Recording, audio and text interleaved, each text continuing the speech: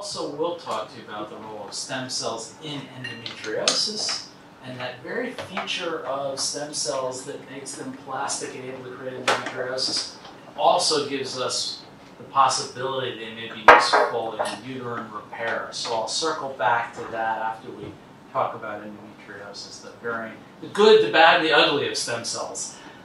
So I'll start today by talking about endometriosis, and the point I want to make, and what I hope you'll conclude from that portion of the lecture today, is that endometriosis really isn't just a gynecologic disease.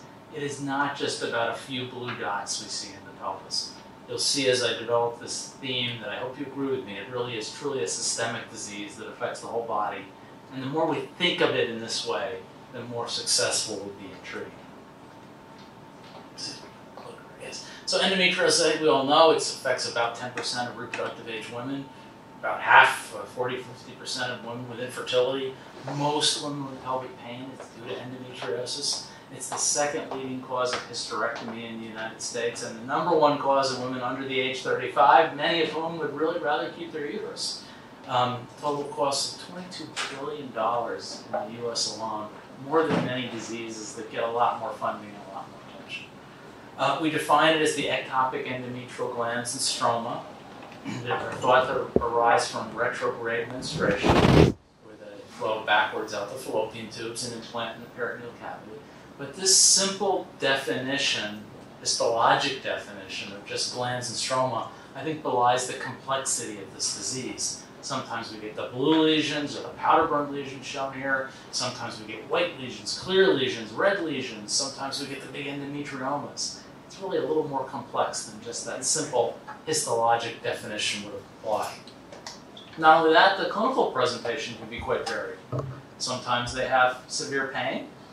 Sometimes they have no pain at all. We don't identify it until they come in and can't get pregnant. We find an endometrioma on an ultrasound or find out endometriosis is contributing to their infertility. And sometimes they have neither of these and are completely asymptomatic. We find endometriosis when they're incidentally having an imaging scan or a surgery for some other indication. So again, really quite complex. Not only that, when they do have pain, the amount of pain doesn't correlate with the stage of the disease. So whether you look at dysmenorrhea or non-menstrual pelvic pain or dyspareunia, at any stage you have about the same amount of pain. It just doesn't correlate with what we're seeing in the pelvis.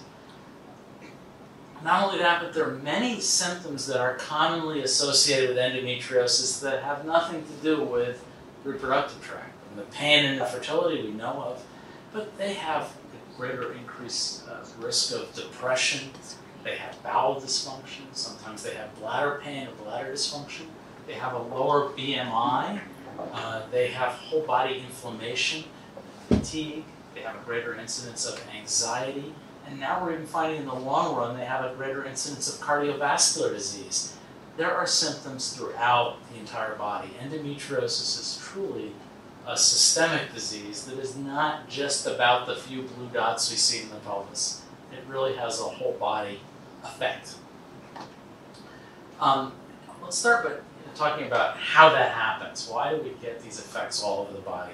And we thought of endometriosis predominantly as retrograde menstruation, and I still think most of it is. But this is what Dr. Gleicher alluded to earlier, some of the work we've done on stem cells, that Sampson's theory doesn't explain endometriosis when we see it outside the peritoneal cavity, when we see it in the lungs, the brain, or it certainly doesn't explain endometriosis that was seen in men in the old days when prostate cancer was treated with high doses of estrogen. Some men developed endometriosis, clearly not coming from the uterus. So we wondered if stem cells could perhaps be contributing to endometriosis.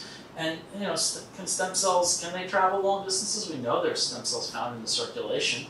And can they differentiate into endometrium in inappropriate locations? Could that explain some of the endometriosis that we see in these odd locations, the brain, the lungs, which, although not common, I've seen plenty of them.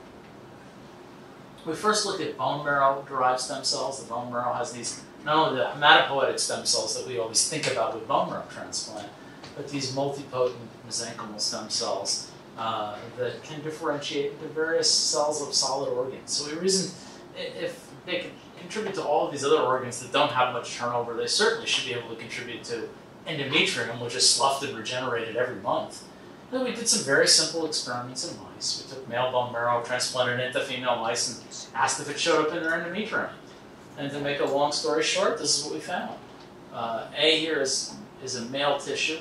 The red dots are fluorescent in situ hybridization for Y chromosome, so lots of red dots. The B and B here is shown a uterus of a female that got a female bone marrow transplant, so no Y chromosome.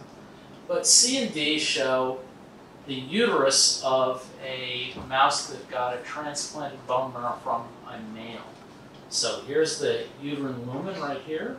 These are epithelial cells on either side of that lumen, and here's that Y chromosome bearing cell, epithelial cell, and here's the stroma from one of those mice. So we showed that these cells, and I won't go through it all now this evening, but we looked at various markers to really prove they're endometrial cells and not some other leukocyte or something that might migrate in and out of the endometrium. And we looked the same thing in humans. This is a woman who had a bone marrow transplant back in the old days when they did chemotherapy, whole body irradiation, and they really took bone marrow out of her bone rather than the peripherally mobilized cells. And had some bleeding years later. We did an endometrial biopsy, and we looked for HLA antigen mismatch. This is a woman who had a single HLA antigen mismatch transfer. The brown shows the HLA antigen of the bone marrow donor, and you can see in this endometrium, these brown cells intercalated into this endometrial epithelium are of donor origin. Same thing with the stromal cells here. These blue cells with the arrowheads, they point to stromal cells, those are endogenous cells that were there prior to the bone marrow transplant. And the HLA mismatched ones here shown in brown, these are the stromal cells that are coming from the donor. So this happens in mice, it happens in humans. And that's uterus, does it contribute to endometriosis? This is a mouse model, and I won't go through all the details here, but suffice it to say these red cells, the tagged red cells, come from the endometriosis. This is an endometriosis lesion. They are filling that lesion, and they're also starting to spread that lesion. These are some blood vessels where they're contributing to areas outside the lesion, helping to grow and expand the lesion. So even peritoneal endometriosis, although most of it probably originates from retrograde menstruation, bone marrow cells continue to feed those lesions and make them grow further. So this is a novel origin of endometriosis. Stem cells likely contribute to endometriosis. I think it accounts for endometriosis outside of the peritoneal cavity, those endometriosis lesions we sometimes find in the lung or the brain. And it's truly a novel mechanism of disease. Endometriosis is the first one where we found that stem cells differentiating inappropriately in the wrong location can cause disease, but I wouldn't be surprised if we find that some other diseases are characterized by the same phenomenon as well, but none yet. We also find them in the circulation. I won't go through the details of this graph, but we can find these stem cells leaving the endometriosis, going into the circulation, and we even find them in lots of other organs, what we're calling micrometastases. These small collections of cells, or even sometimes single cells, in multiple different organs that come from the endometriosis. And all of them in the circulation are stem cells. So it's stem cells leaving the endometriosis, it's not the differentiated cells, and they're planted in other organs. Could this be one of the mechanisms by which endometriosis impacts the whole body, has an influence on all these various organs, and results in all of these systemic manifestations that we discussed earlier? This just looks at the number of cells. This is in a mouse experiment where we took endometriosis, transplanted them into the mice. It had what we call DS red here, a red fluorescent marker, and we looked at all these various organs. And in every mouse we looked at, and in every organ we looked at, we could find a few of these cells when we sorted them by facts. You can see the cell count percentage far, well under 1%, far less than 1%. Very tiny numbers. Nothing that would ever be clinically recognized. But in every mouse, in every organ we looked at, we found a few endometrial cells embedded in these other organs. Could this be impacting them in a way that would lead to some of the manifestations of this disease, those systemic effects? The other mechanism we looked at, other than stem cells, is something called microRNAs. some of you may be familiar with these. These are small RNA molecules. They're in the genome, they're transcribed and made into RNA, but they're not translated, they don't encode proteins. But they bind messenger RNA and they turn genes on or off. But they powerful influence on gene expression. And busy slide, but I'll go through it, make it real simple. Let7 was the first microRNA ever discovered. It's much lower in endometriosis, and even much lower in red there is the subtype of endometriosis similar to the deep infiltrating endometriosis. Very low in endometriosis. And what does Let7 do? It's a microRNA. I told you it turns genes off generally when it binds them. It binds that messenger RNA and turns genes off. It normally stops things that are involved in mitotic signaling, the cell cycle, angiogenesis. When that's low, it's not stopping those things. Those things go unchecked and it makes endometriosis grow more. So a fundamental molecule that is involved in uncontrolled growth of endometriosis. But what's even more interesting than that, though, is that these microRNAs we know are excreted into the circulation. They travel throughout the body, either as naked RNA molecules or encapsulated in these exosomes, lipid encased. And they travel through the circulation and they can reach distant organs. And we looked in the circulation, we found lots of microRNAs that are greatly overexpressed or underexpressed in women with endometriosis in their blood. So these microRNAs are in the circulation and they're altered by the endometriosis. And we know when they're in the blood, and this is better described in cancer biology, they go from the tumor to other cells where they have an impact. Same thing's happening in endometriosis. They're coming from the endometriosis, they're traveling in the blood, they're having an impact on other cells, other organs. And we spent a lot of time sort of categorizing all the different effects. First thing we looked at was macrophages. Could they be affecting macrophages? And I won't go through all the details here, but the black bars are mimicking what we see in endometriosis, either increasing one here called 125, or decreasing Let7, the Let7 inhibitor that I showed you is lower in endometriosis. You get more TNF-alpha, IL-1 beta, IL-6, IL-8, all the inflammatory cytokines we see with endometriosis are all stimulated by this. And we find a very tight correlation between the amount of these microRNAs produced by the endometriosis, which can vary with different lesion types, and the amount of inflammation induced in macrophages. So here's one way that these endometriosis is altering all the macrophages throughout the body and really creating a systemic inflammation, which we know happens in women with endometriosis. That alone could be having an impact. The other thing we know, women with endometriosis have a lower BMI on average. There's, of course, quite a big variability in weight, people with or without endometriosis. And you'll still see in many textbooks people stating that being thin is a risk factor for endometriosis. Thin women are more likely to get endometriosis.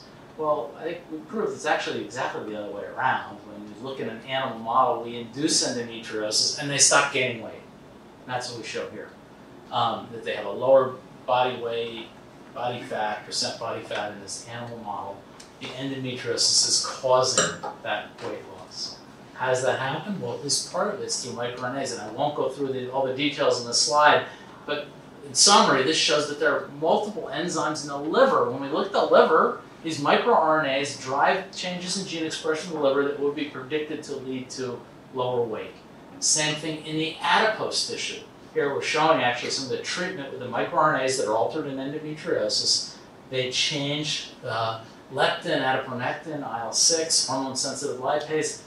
Again, making these women lose weight, lower in body fat. It's driven by the microRNAs made by the endometriosis. There are all these systemic effects of endometriosis.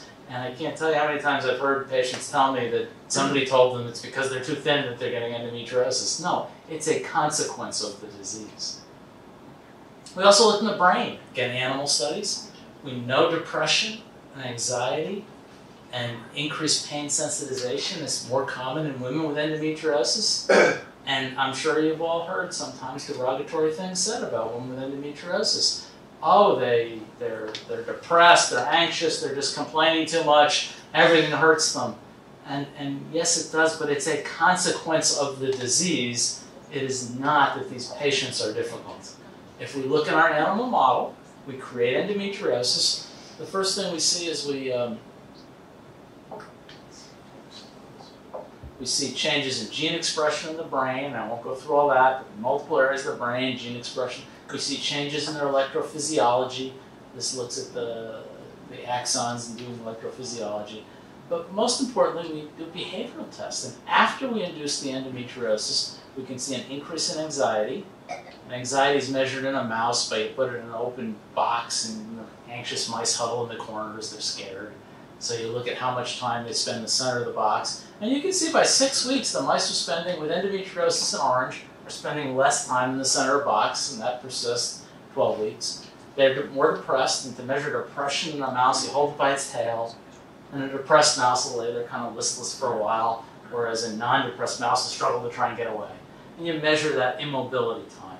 And you can see that the depressed mice here, they have a higher immobility time, and that's right away, the first time point we measure. Within 4 weeks, they're more depressed. And they're more sensitive to pain. This took about 12 weeks before it became statistically significant.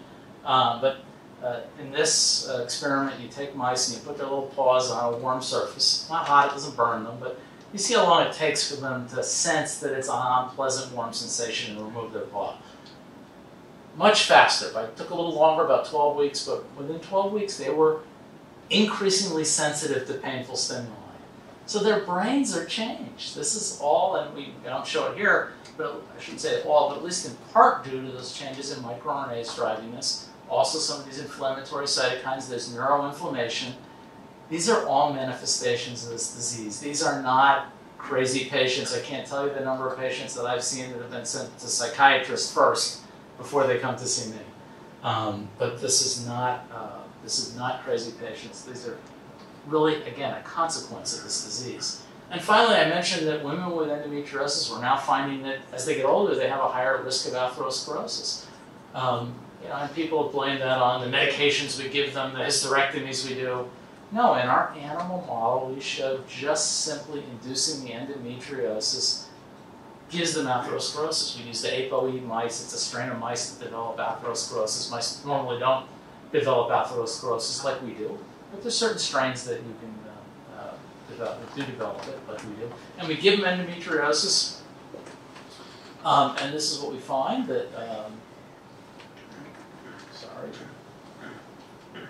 that they have this looks at the oil red O, which stains atherosclerosis, much more in mice with endometriosis. The size of the lumen in the inner portion that is decreased in endometriosis, and the root thickness, the wall, basically, the atherosclerotic wall is increased in these mice with endometriosis. So again, we're proving this is cause and effect. We're proving these things are all caused by endometriosis. It is not a personality disorder of these women. It is not due to the medical interventions we give them. The endometriosis itself is doing some bad things. So we're just seeing the tip of the iceberg when we talk about endometriosis. What we see in the pelvis is just a fraction of the total disease. It's widespread, it's systemic, and these varied presentations and all these different symptoms, it made it hard sometimes for us to diagnose endometriosis. Especially people who aren't familiar with this, the primary care doctor who sees all these disparate symptoms and doesn't put it all together with one diagnosis. It takes about 10 years from the time someone first has definitive symptoms until they're typically diagnosed with endometriosis. Again, many people who aren't gynecologists are not as familiar with this disease, don't know how to put all these things together. The symptoms, as we've discussed, can be non-specific. It's difficult to talk about sometimes. Talking about pelvic pain, talking about pain with intercourse or pain with bowel movements can be a difficult conversation. The other thing is, when the presenting symptom is pain, that can be very subjective. Menstrual cramps are the only pain we as human beings ever accept as a normal phenomenon. Any other pain you have in your body, you would go get it evaluated and want treatment and find out what's wrong. It's the only thing we accept as normal. And how do you know if your pain's worse than someone else's? And almost every endometriosis patient that I see tells me that they spent years talking about how bad their menstrual cramps are only to be dismissed and say, oh, we all have cramps, come on, please take a Motrin and get on with your day. But it isn't until they're really disabled that somebody starts to figure out maybe it really is excessive and something's wrong. In one large survey here, over 7,000 women, about 2/3 of them were misdiagnosed initially, and almost half had to see at least 5 doctors before they got that right diagnosis. I think we need to simplify this. Clinical parole is just if you have pelvic pain that is cyclic and it gets worse over time, it's probably endometriosis. 90+% of the time you'll be right with that simple criteria. Don't be distracted by all these other complications that we see of endometriosis. Realize that they are probably just the endometriosis.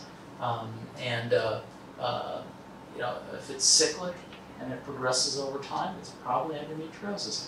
Inflammatory bowel disease, interstitial cystitis, all the other things, psychiatric disease that we talked about, isn't entrained to the menstrual cycle in the same way.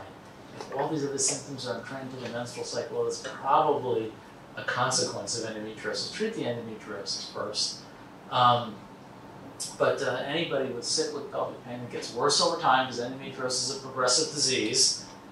If you're 12 and have your first period and it hurts, that's probably your baseline. If it persists like that, it is less likely to be endometriosis. But the typical story is worsening pain over time. That is typically cyclical, although it can grow beyond that and become more chronic and occur at other times of the menstrual cycle. But anybody with cyclic progressive pelvic pain, you should really think endometriosis. So medical therapy, we use progestins, oral contraceptives, are our first line. For the progestin component, I tend to use them in a continuous fashion rather than cyclically to eliminate menses entirely. Not only to eliminate the pain, the dysmenorrhea, but every time you have retrograde menstruation, you're feeding that endometriosis, so I like to try and stop that. But there is this phenomenon of progesterone resistance. We know that more severe endometriosis can become more resistant to progestins. So work done by a colleague of mine, Valerie Flores, when she was with me at Yale. She looked at the progesterone receptor levels in endometriosis in women who responded to progestin-based therapies, typically oral contraceptives, versus those who didn't. They had lower progesterone receptor when they didn't respond. Matter of fact, if you look here, those with very high progesterone receptor, every one of them responded. Those with very low progesterone receptor, she saw a 6% response rate. So it doesn't make sense if they're not responding to an oral contraceptive, you don't try another one. It doesn't make sense to switch progestins. They probably just don't have the receptor. Go on to second-line therapy. Used to be for second-line therapy, we'd use GnRH agonists to induce a pseudomenopause, but of course we know the complications, vasomotor symptoms, potential bone loss in the long run. We used add-back hormone therapy to mitigate that, which worked quite well. Again, these are monthly injections. Thankfully now we have the oral GnRH antagonists, the first of which was elagolix, and I was involved in some of the studies that led to FDA approval of this drug. Again, it's an oral non-peptide. It's an antagonist, so it binds directly to the GnRH receptor, blocks it. Unlike the agonist, which you have to stimulate the receptor, you initially get a flare effect, worsening of symptoms, stimulate the receptor, and you really have to completely stimulate it to downregulate it. The antagonist, you give a little bit, block it a little, give a lot, block it a lot. It doesn't desensitize or downregulate this receptor. It works immediately and is rapidly reversible. So again, it allows for partial estrogen suppression. You give a low dose. You can give it orally. It's not like the old Lupron days where you had to give it by injection. You don't get that initial flare, or it doesn't take 2-week delay to start. And you can adjust the dose and individualize it for patients. I'll just briefly go over with you the study we used, or the 2 studies we performed that led to FDA approval of the first of the GnRH antagonists, elagolix, shown here. 2 large prospective randomized trials. The women were randomized to either placebo or a low dose of elagolix or a higher dose of elagolix, either 150 or 200 twice a day. Again, 2 parallel studies. One was North America, one was outside North America. They were reproductive age women. They had to have surgical proof of endometriosis. And importantly, they had to have moderate to severe dysmenorrhea, and also have non-menstrual pelvic pain both. So these were not people with mild dysmenorrhea. These were, more severe endometriosis, moderate to severe dysmenorrhea, and also non-menstrual pelvic pain. This looks at the effect here on dysmenorrhea.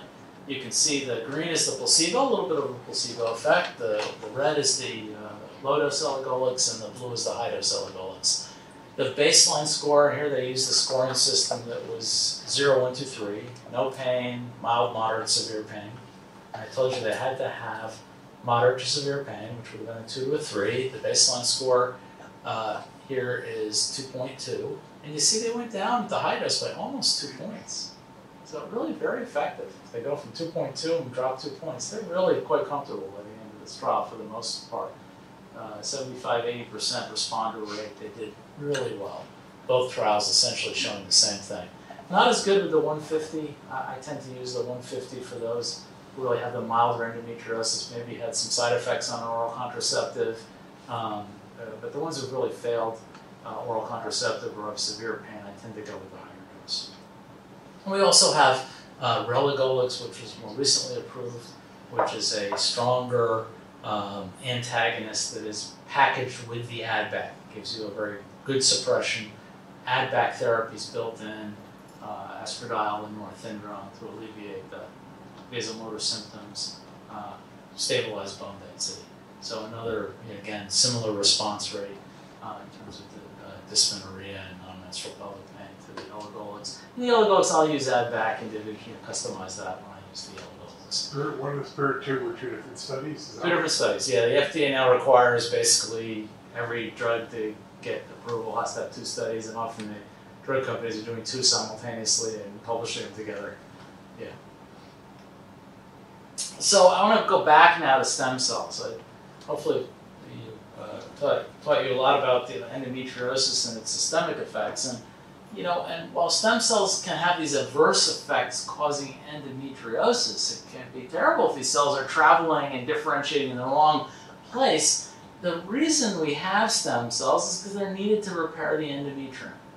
And the reason these stem cells go to the endometrium is because it's a normal part of endometrial regeneration, endometrial turnover.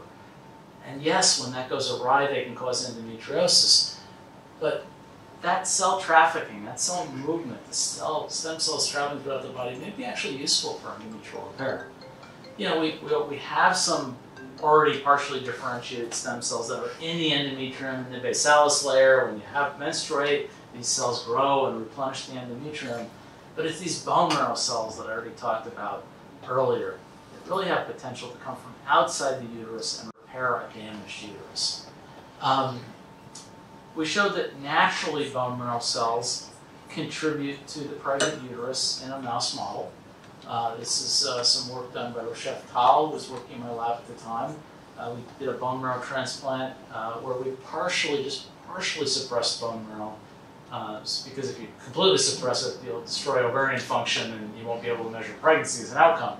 But we partially suppressed it, gave them bone marrow transplant with a tagged bone marrow from a GFP mouse so we could find the bone marrow cells and measure them. And then we just looked to see what happened in pregnancy. First thing we did though is just look at that GFP signal, that green signal that's coming from the bone marrow, and see where it went. Real simple. And you can see here's non-pregnant mouse, and here's the pregnant mouse. Where does it go? Lung and uterus. Of all the organs in the body, bone marrow cells home to the uterus. Is a really important special relationship between bone marrow and reproduction. If we look at a pregnant mouse, here you can see again lung, and again you're giving an injection of cells. Some of them are going to lodge in the lung. That's not surprising. Here's some of it goes back to the bone marrow, bone. Not surprising, that's how bone marrow transplants work. But here's the uterus, and these are the different sites of pregnancies in a 9-day pregnant mouse, which is halfway through pregnancy in a mouse. The uterus really is a huge sink for stem cells. Stem cells really play an important, essential role in pregnancy and the uterus, unlike any other organ. So really, I like to think of bone marrow in some sense as a reproductive organ. This looks at pregnancy in a little more detail. This is our negative control. This is those This is the GFP mouse that we got those bone marrow cells from. You look at the uterus, it really glows bright green. Non-pregnant, you see a few of those cells going there, but in pregnancy they go way up and then they start to localize the sites of the pregnancy. So clearly they're playing an important role there. I won't go through the details on this slide because over dinner this probably isn't, you don't want all these details, but suffice it to say we've proven that these bone marrow cells, when they go there, differentiate into endometrial cells. They start making progesterone receptor. They start making decidual prolactin, all the things that endometrial cells make. So they really are becoming endometrial cells. Can we use them to repair the damaged endometrium? Well, first we looked in a mouse model. We looked at something, a mouse model, the HOXA11 knockout mouse. These are mice where no embryo can implant. They make good embryos, you can transfer them to a surrogate, they do just fine. But the uterus is defective, they get zero implantation, the uterus is shrunken, and they have no endometrial glands. Now you knock it out in a mouse, the uterine development hasn't occurred, we give a little bit back in bone marrow, they don't instantly get pregnant. But what they do is they get a lot bigger, and they develop glands. Here's the knockout bone marrow given to the knockout mouse, nothing happens, just the control. We give wild type bone marrow, they start to develop glands, they get bigger, they express more progesterone. They look like they're functioning better, and we even saw some early embryo attachment. Again, this gene is necessary for uterine development, so you already probably had too much damage to really have a successful pregnancy, but you see something very different already, that uterus trying to be rescued. When we also looked at the heterozygote mouse, which are infertile but a few pregnancies, probably a better model. When we gave wild type bone marrow to the heterozygotes, which have lower liver size, it went right back up to the level of control. Just remind me, when you give a mouse bone marrow, where are you placing it? Just intravenously and at homes to bone marrow and to uterus. Okay. Yeah. We give them some chemotherapy to ablate their own bone marrow, and these we want them to get pregnant, so we just very partial bone marrow ablation, not full replacement. But you can see when we give the wild type bone marrow to these heterozygotes, they have a litter size just the same as a regular wild type. So it really does functionally repair the uterus, giving bone marrow cells. And we give the knockout bone marrow to even a wild type mouse, and it drops their uterine receptivity to pregnancy rates down to less than half. Do they also get endometriosis? Or? They don't, no. Okay. But mice don't develop endometriosis spontaneously, really. You have to induce it. They don't. It shows that the bone marrow has a dramatic effect on pregnancy, at least in these mouse models. So we started to look at mouse models of various diseases that we're all familiar with that are really challenging for us. Asherman syndrome, or these intrauterine adhesions and fibrosis. We can surgically try and repair them, but if that doesn't work, we don't have great other alternatives. Sometimes they can be completely amenorrheic, sometimes they become infertile. So here's our model of Asherman syndrome. And to create Asherman syndrome in a mouse, we put a little needle in the uterus and scrape it around, and we give them, in this experiment, we either gave them Asherman syndrome or we gave them Asherman syndrome followed by a bone marrow transplant. And the idea here is that there are a very limited number of stem cells that are found at any given time in your circulation. It may just be when you have massive damage, it may overwhelm their ability to repair the uterus.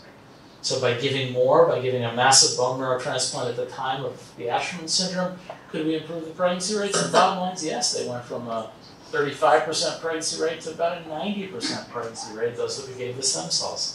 So it really had that ability to repair the uterus and correct this.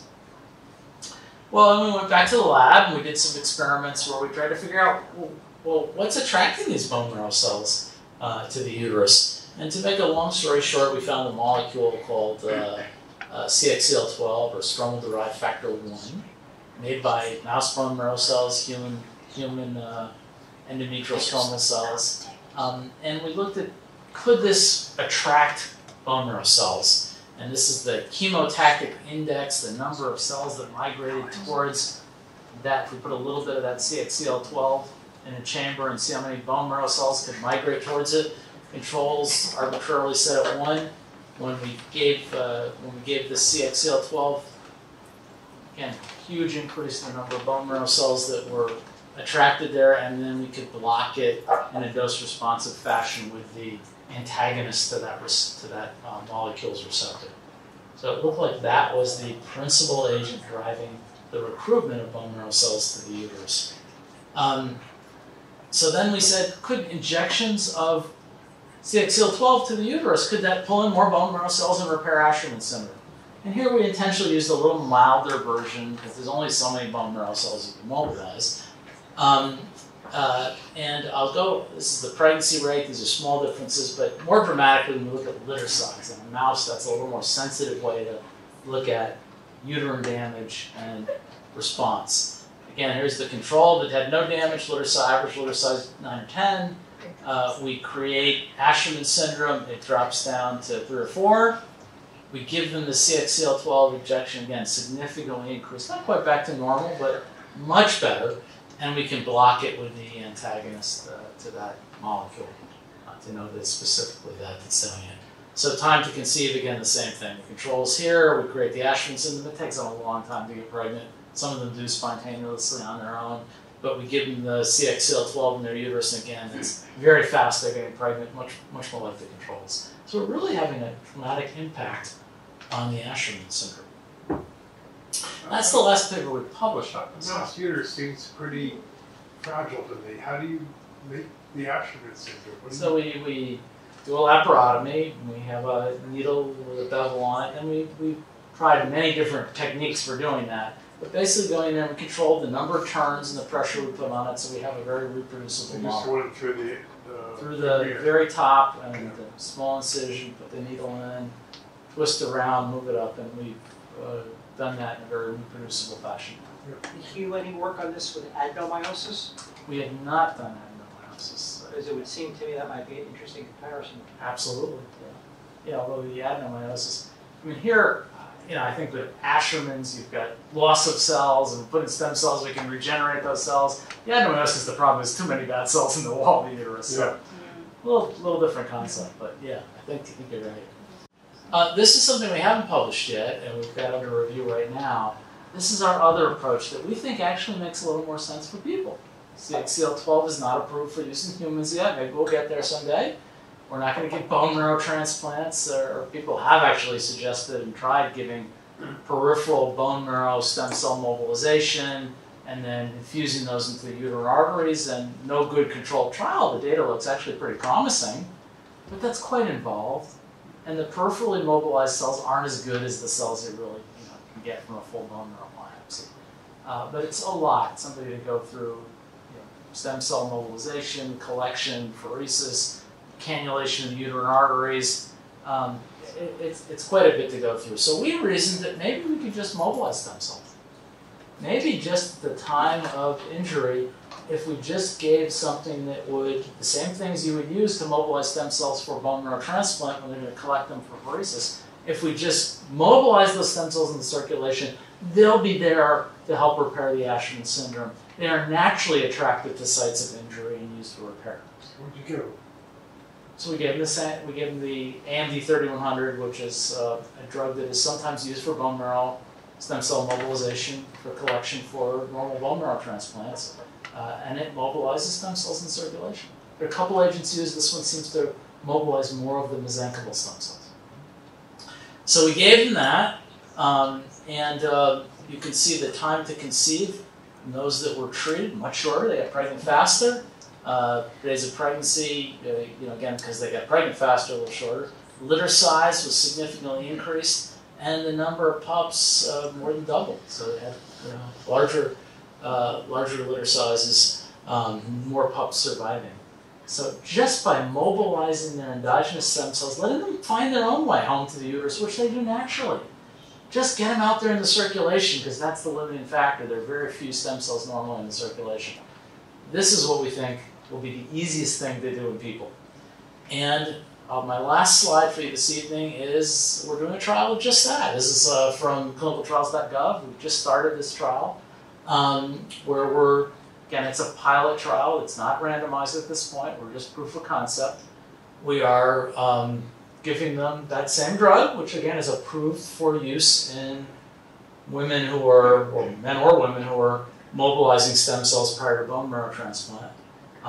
It's a very safe drug, very few side effects. We give them that before performing a hysteroscopy that we would normally do to try and correct their Asherman syndrome. More cells in the circulation, a little bit of inflammation and damage to the uterus when we're normally repairing their Asherman syndrome. We believe that this drug will mobilize these stem cells. They will be naturally attracted to the uterus, just like they were in that mouse study, and that this might better repair Asherman syndrome. We've just started this trial. We've gotten just a handful of subjects in so far. It is a pilot. If this works well, we'll propose a prospective randomized trial. But so far, very promising results. We haven't even gotten to the point where any of them have tried to get pregnant, but some have regained periods where they didn't have them before. So we're optimistic. Sorry, what is the drug you're using to mobilize? It's AMD 3100 is the generic name. Flex4 is the Flex4? Yeah, and that probably more commonly known. People have used Lupigen as well? Or? No, That's what the Spaniards used. They were using that for the pheresis and collecting those. Yeah. Yeah. But this seems to mobilize more than the mesenchymal stem cells. I think this is better, but again, until we've really compared them, hard to know. But Carlos Simon and his group in Spain have had some very promising results from using the peripheral mobilization, collecting those cells, and then cannulating the uterine artery and putting them in. We think this is a little simpler, a little less. So you call it? It's called AMD. What's it called? Like the name of the drug? Flexifor. What? Yeah, it's again standard Okay. second line drug for bone marrow mobilization in bone marrow transplant. AMD 3100 is the generic technical. Maybe 3100. Okay. And again, very early results. We've had a few people who've gotten a period back where they didn't have one before. Again, too early to know about pregnancies, and until we've tested it in a randomized trial, we won't really know. But this pilot data is just to see if we want to go forward with a prospective How did you randomized set trial. up this pilot trial? What's your endpoint? What's your outcome? Endometrial thickness and pregnancy is an outcome, but we haven't, again, we haven't got it. We just started this trial a few months ago. So you're just looking at, it's not randomized, so everybody's being treated, so you're just looking at how many people. Historic controls, not the best study design, but for right now, that's what we're doing. Just to get to some pilot data. If it looks like these people who either have stopped getting a period or who had very thin endometrium or not getting pregnant, if any of those things improve, we will go on to the prospective randomized trial and test it. I mean, that could be just because we're doing great hysteroscopies and their uterus is better. So we don't really know whether this will be due to the drug and our stem cell mobilization. Those thin endometriums are the most frustrating. They're challenging, but we look like we're having some success with this. So thin endometrium, Asherman's, or even recurrent implantation failure, we're accepting into this trial at this point. But again, this is just to get some pilot data that, if promising, we will do a formal prospect. How many will you recruit? I think we're going to about 30 is what the end we thought would give us a reasonable number to see if we can get a difference compared to, again, historic controls, and then we'll do a larger prospective randomized trial if that's successful. And very early times, and I don't want to get ahead of myself. It's not a blinded trial, so I do know what we're seeing, and so far it's kind of promising. So the question that I'm sure you hear all the time, what are those stem cells doing if you inject them into the ovaries? Ah, yes. And we've done a little bit of that, either into the ovaries or we've tried. We have not found that they lead to new egg production. They do not.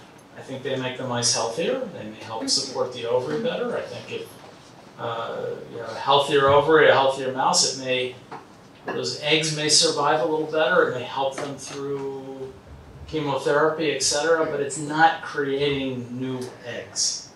That's where we are too. Yeah, there may be some benefit to doing it, but it's not going to generate new eggs if the egg count is gone. Are the stem cells pure embryonic, or is it a mixture of mesenchymal or hematopoietic? These were the ones we've used when we've selected stem cells for transplant, then adult bone marrow mesenchymal stem cells. So not hematopoietic, we sorted out the mesenchymal multipotent stem cells, and we've preferentially been using bone marrow derived stem cells. Probably you could use other types of stem cells as well. I would suggest you think about, since it's the mouse and nobody's, the Pope's not going to complain, use embryonic, because they'll have much more capability. They do. They're probably much more versatile, but the two reasons we didn't use that is one, for translation, it's not going to be approved, and two, there really is concern about tumor formation. You're autologous bone marrow right now, right? Yeah, and that's what we're going to use probably in people, and that could be, the FDA would approve that. Yeah. So that's why we've taken that tact. I think it's a long way off before embryonic stem cells will ever be used for this indication. You have to go through like 20 years of research before they use it. The FDA hasn't approved any embryonic stem cell use right now, so I think that's a ways off. So that's practically why we've chosen this. And these are really great multipotent stem cells that can do remarkable things. I didn't show you all the other work. We've used multipotent stem cells either from bone marrow or even that are in the uterus. These cells go to the uterus and they stay in the uterus. Some of them are still multipotent. And we have used endometrial biopsy-derived stem cells from women to treat animal models of Parkinson's disease, diabetes. I mean, these are very versatile cells. So, how come you can give people endometriosis or give mice endometriosis, but then you can treat the endometrium? What's the difference? Well, even when we give them these stem cells, they tend to go to the uterus and not spontaneously form endometriosis. To get them to form endometriosis, we put a nidus of endometrium in the peritoneal cavity, and those cells will go there. Endometriosis attracts more stem cells. But I think it's a rare event that these stem cells actually cause spontaneous new lesions. They can, and we do find these rare cells, as I showed you in mice, in every organ. I think they do travel throughout the body much more commonly than we typically would think, and they may impact multiple other organs, but forming big, clinically relevant, I shouldn't say clinically relevant, because they may be because they're causing these other phenomena, clinically detectable endometriomas, we're not seeing that. Have you been able to determine what it is that makes such a stem cell to overproduce and give us an endometrioma or give us a lesion? Because many more times I'm sure they're there and they don't. They're there and they don't. Yeah, we don't really know. Something must activate them. Yes. I wish we knew, but that's something we're looking at, but we don't know yet. What would cause them to differentiate? I mean, we can find some factors in the endometriosis or uterus that are made by the uterus, but those shouldn't be made in the brain or the lung. And why they're turning into endometrial cells in those organs, we still don't know yet.